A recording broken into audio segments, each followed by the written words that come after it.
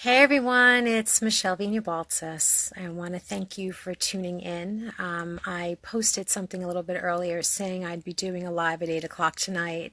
I'm not sure how many of you saw it, but it doesn't really matter because this live will be in the group indefinitely. So I want to thank you for tuning in. And this is the first question that I will be answering. A couple of weeks ago, I had done a live video saying that I was looking for input from the group to see what people really wanted to hear more about. And I got quite a few questions. And this is the first one that I'm going to be answering. The question is from Karen. And I do have permission to use her first name. So I want to thank Karen very much for submitting this question because I think it's one that many will benefit from hearing. I'm going to be referring to my notes, and I'm also going to be reading the question to you so that you will know what she's asked. The question again is from Karen, and Karen asks, or makes a statement, and she says, I have anxiety, and whenever it's bad, I internalize everything about myself and my body, and I go into negative self-talk. Now, I don't know about you, but when I read this question, I was like, yeah, I really think that that's something that people can identify with. So I'm going to be answering that, or just speaking to that that comment or question or concern tonight. First of all, what I want to say is I think it's really awesome that you're able to recognize that there's a pattern here, that when you are feeling anxiety, that your thoughts tend to go straight to your body and the negative self-talk begins. This is completely natural, and a lot of people do this. So I want you to understand that that it's not just you. So that's, I don't know about you, but that always makes me feel good to know that I'm not alone. And that's very important for us to understand that. So that's the first thing. It's really important that you recognize that this is something that has happened repeatedly. And so you know that whenever you are feeling anxiety, that your thoughts are probably going to be going toward your body. And into the negative self-talk. So again, you've identified a pattern, and that's very important, because once you recognize something, you can begin to shift it. So that's very good. And it also indicates that you're tuned into your body, which is great, and that those intuitive signals are turned on. So that's all positive. So let's start with that. I want you also to remember that mainly because you've identified this pattern, you also know that it's going to pass. It's not going to stay forever, although at this time when you're in it, it probably feels like it will, and I totally get that, because when we're in that place and we feel uncomfortable and things probably feel heavy, it's hard to really think that it's going to pass, but it will, and you have evidence that it does. So remember that you've had previous incidents with this before. The anxiety passes, and I'm sure, even though I haven't spoken to you or written to you about it, that the feelings about your body also pass. So remember that it will pass, and just keep saying that to yourself. Know that during this time when you're feeling anxiety, you are in a very vulnerable state. So your emotional reserves are down, and a lot of things are probably going to be, you're going to be hypersensitive to a lot of things, possibly sounds, things people say, maybe even your clothing might get uncomfortable on you. And those are the types of things that happen when we get into that high anxiety state of mind. And I also struggle with a little bit of anxiety, so I really can understand. So that's just very important. And again, remember that it's only a temporary state. I also want to mention that when you're in that anxiety state, to think about the acronym HALT, which is short for hungry, angry, lonely, tired. So think about those four things: hungry, angry, lonely, tired, HALT. And there's this one piece of hair that's sticking up here, and it's It's like an antler. Anyway, but think about those things and think about, are you hungry? Are you angry? Are you feeling lonely about something? Are you tired? Because those things could be kicking the anxiety into high gear. So it's important to think about what could be going on in your environment that could be causing this anxiety. And to go a little bit further with that and get curious, get really curious about these things, and ask yourself, what could be going on right now in my life that is causing me to feel this way about my body? Because the important thing about negative self-talk about our bodies specifically is that it's really not about the body. It really isn't. It's about something else that's going on in our environment that is causing us to become hyper-focused on our body. So, did you have an upsetting conversation with somebody? Did something at work trigger you? Basically think about what's going on and what could have possibly triggered this anxiety in your life. And identifying triggers is so important, because if we can identify them, we can start to take them, to really understand them and start to dismantle them. So that's also very important. So again, that question is getting curious and asking yourself, what is going on in my life that's got me focused on my body today?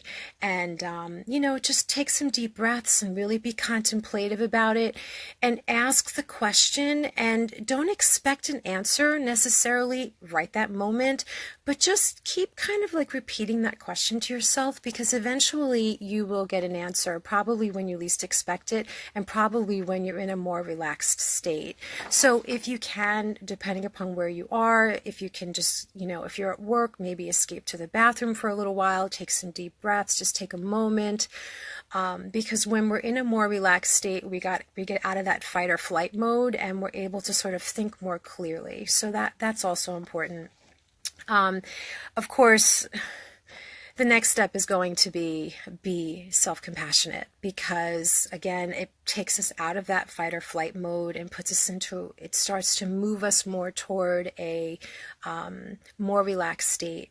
And then we start to speak in a much nicer way to ourselves, because when we're in that anxiety mode and we're in that negative self-talk, we're just basically beating the crap out of ourselves, and that's not going to help anybody. So shower yourself with kind words, the way that you would a friend. If a friend called you up and said, wow, I'm really having a bad body day, you wouldn't be like, oh, well, that's because of blah, blah, blah. You would say, okay, let's talk about it. What's going on? And, how can I help you? How can I support you? That type of thing. So say the same thing to yourself. How can I support you today? What can I do that's going to make you feel better? Ask yourself the question, what do I need right now? That is the ultimate question for being more self-compassionate, is asking yourself, what do I need right now? What do I need right now? And then whatever you can do to get as close to meeting that need as you can, go for it. So also, shower yourself with kind words, engage in some weight-neutral self-care, eat foods that appeal and nourish you. If you can, take a nap if you're in a position to do that. If you can't, make sure you get to bed on time, or get to bed at a decent hour so that you get enough sleep, of course, because not having enough sleep never helps anyone with anxiety. And also give yourself permission to take it easy. Don't push or punish yourself, because that's really easy to do when you're in the negative self-talk, because I think many people feel that they don't deserve to be spoken to in a nice way.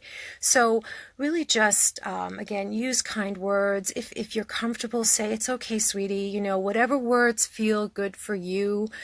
Some people, when they're really trying to be nice to themselves or get into that self-compassion mode, put their hand on their heart. The touch is really supposed to be very soothing. So the self-compassion is always the answer. It's not always easy to get into that mode, but again, very, very important, and very helpful.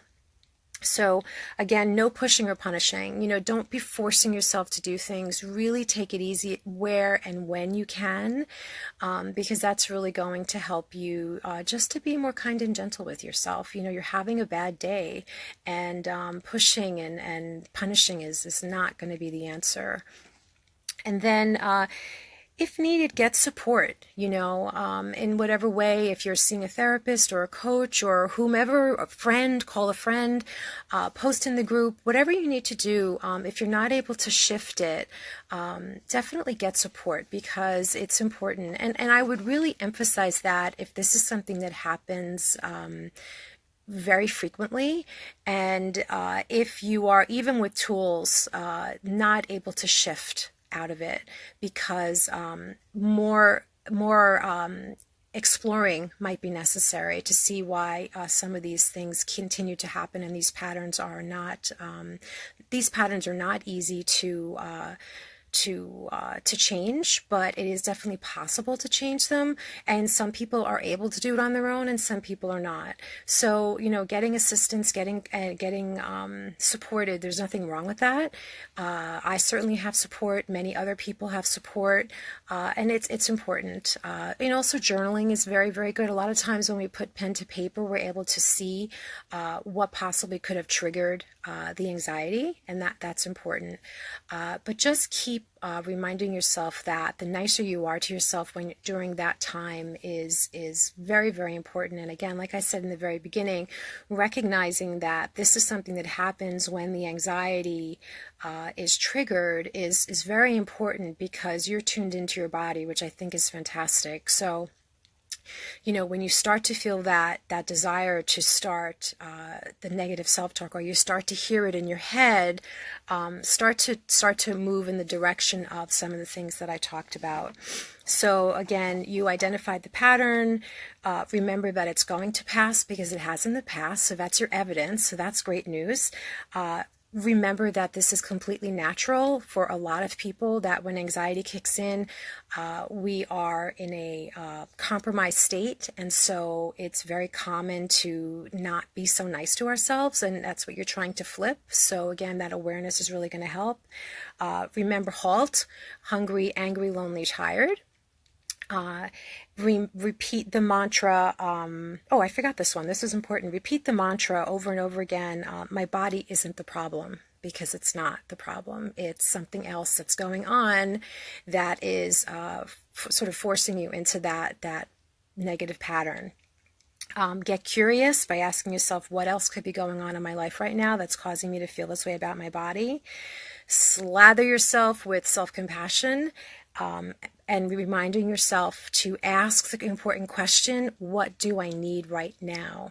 And give yourself permission, if you are able to, wherever you are, to give yourself what you need at that time.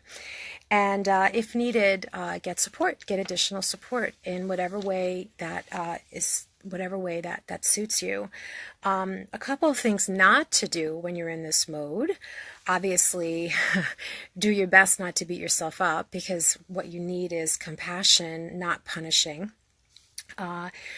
Don't body check yourself. So don't be looking in the mirror, pinching and measuring and, criticizing and sitting down and looking at, I would sit down and look at my belly rolls and be like, oh my God, that's something that I know a lot of people do.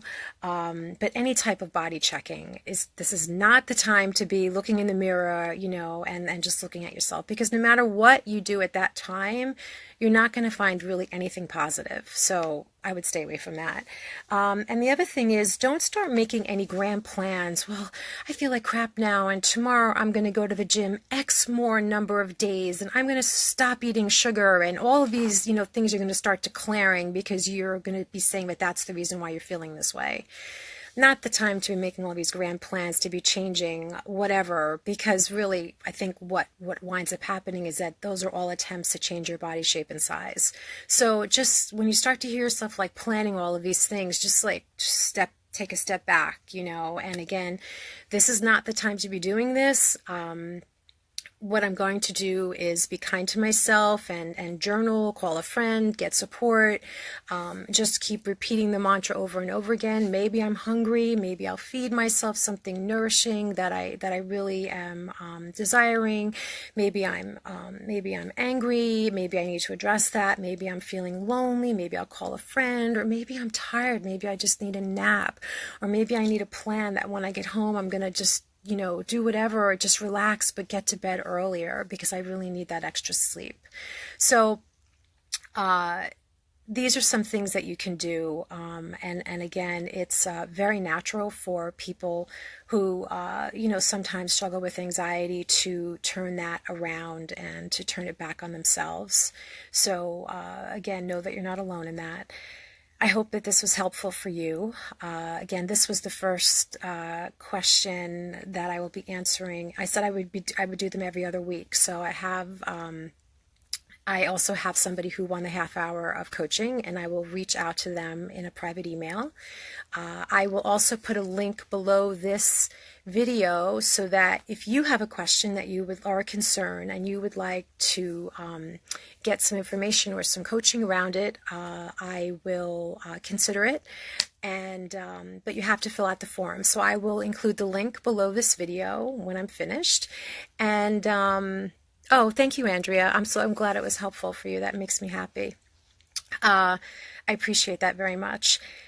So that's it. Oh, and the other thing is I'm going to put a link. I have a free handout called 5 Things to Do, I think, if you're having a bad body day, something like that. So if you don't already have that, I'll also include the link for that. And that is a little bit different than some of the things that I talked about here, but they're also very, very helpful. So between this video and that help sheet, I think you'll have some really good tools to use if you are having a bad body day, and whether that's related to anxiety or not, it's really not important. Whatever could be causing it, you'll have some tools, and that's great news. So I'll be doing another one of these videos in 2 weeks. I'm not sure if it'll be on a Sunday, but in approximately 2 weeks. I'm going to be really light about this. I'm not going to be crazy and rigid with timing or dates, but approximately 2 weeks. So again, I encourage you to submit your question or concern, and again, I'm choosing questions that I think most would benefit from, but the half hour of coaching, that is random. So I'm just putting all of the questions in a little baggie, and I'm just grabbing one. But the questions, I am choosing ones that I think most would benefit from, because that just makes sense to me. So again, I hope this was helpful. Please let me know. So your call to action is to submit a question or concern if you have one. And the second call to action is if you don't already have the free help sheet, to sign up for it, and then you get it. So that's good. So let me know if this was helpful. And that's it. Thank you. Bye-bye.